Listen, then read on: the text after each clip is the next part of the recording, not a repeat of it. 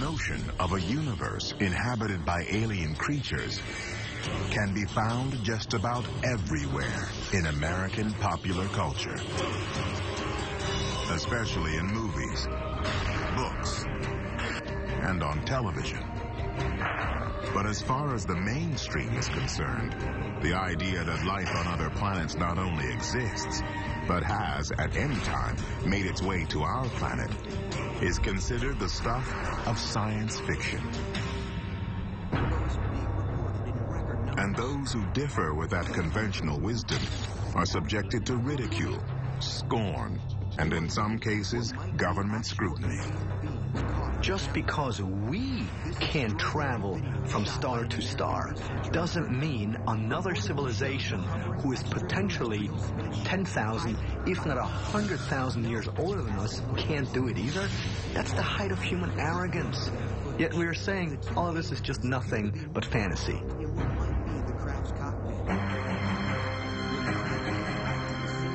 Could mankind really have been visited by alien beings from other worlds? And might the truth have been kept secret for centuries?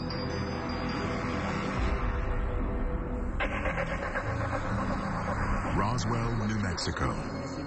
Here in the flat, thirsty lands of the American Southwest lies a remote city of 50,000 residents. Once the home of America's largest strategic air command base, it has now become ground zero for UFOologists and believers in all things extraterrestrial. Thanks to an incident that happened on the evening of July 8th, 19... blogs, YouTube channels, social media accounts, pages, everything dedicated to UFOs and aliens, I think really speaks to how much we are fascinated with and want to believe in alien lives and UFOs. And there are also signs that alien presence could be solar system-wide. Take a look at this incredible event, captured by the Solar Dynamics Observatory satellite on March 11, 2012. What is happening to our sun? There appears to be an Earth-sized disk in the corona extracting plasma from the sun's surface. Then, hours later, the dark orb seems to pull away, releasing the plasma filament bands. Many experts are puzzled. I can't explain what that is, but I can definitely see why aliens may be interested in taking plasma. A lot of these UFOs seem to be encircled by plasma-type energy. So plasma could be the fuel for these aliens. It would make perfect sense if some of these craft are fueled by plasma, that they would go to the sun and actually draw plasma from it to charge their craft. Ancient Aliens is an American television series which premiered on April 20th, 2010 on the History Channel. The program presents the so-called ancient astronaut theory, which is the idea that extraterrestrials visited the Earth in the ancient past, and that historical texts, archaeological records, and various legends contain evidence of this contact. I used to believe that the ancient astronaut theory was true. I spent years learning about it from the popular authors, from video presentations and radio shows. I was an enthusiastic promoter of this idea to my friends and family. Although I no longer feel that way, I want you perfectly spaced between each other, and at those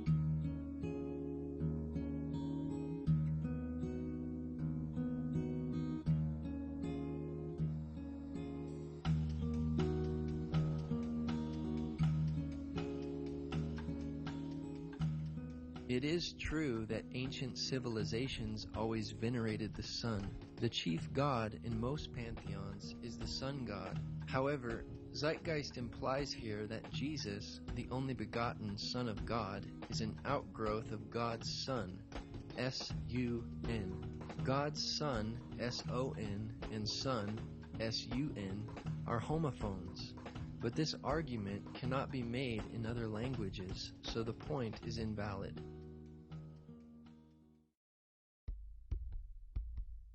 They bring up Horus. This is a far too simplistic representation of the myths surrounding Horus. In reality, there are many versions. There were originally several different gods known by the name Horus. It seems Zeitgeist is trying to make a parallel between Set, or Seth, and Satan. Besides both of these figures being evil and starting with the letter S in English, there is no parallel. The birth on December 25th can be immediately dismissed as irrelevant because nowhere in the Bible do we find any reference to the birth of Jesus being on December 25th. Nor do we find the birth of Horus on December 25th, but in the month of Koiak, or July 15th. Obviously, Jesus was not born in December, or any time in the winter for that matter, because we read in the Gospel of Luke, chapter 2, verses 7 and 8, that there were shepherds watching over their flocks at night. Jesus was most likely born in late spring or early autumn, as most scholars would agree. This date of December 25th was chosen about 300 years after the origins of Christianity in AD 354 by Roman Bishop Liberius of the Roman Catholic Church, based upon pagan thought and coinciding with the pagan sun god worship observance of the winter solstice and the Roman traditions of Saturnalia, rather than on biblical truth. This is why many Christians do not celebrate Christmas, because it is irrelevant to the Bible and rooted in pagan practice. Regarding Isis being known as Isis Mary, there is no scholarly information to substantiate this claim. There is also no evidence that Isis was a virgin in the myth. Translated from the Hymn of Osiris, the myth distinctly says Isis drew from him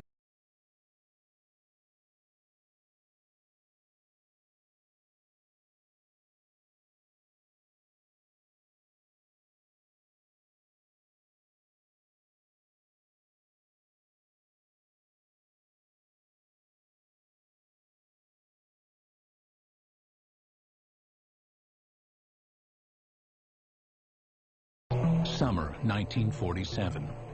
Major Philip J. Corso is on patrol at the Army base at Fort Riley, Kansas, when he encounters something that will challenge everything he knows about heaven and earth.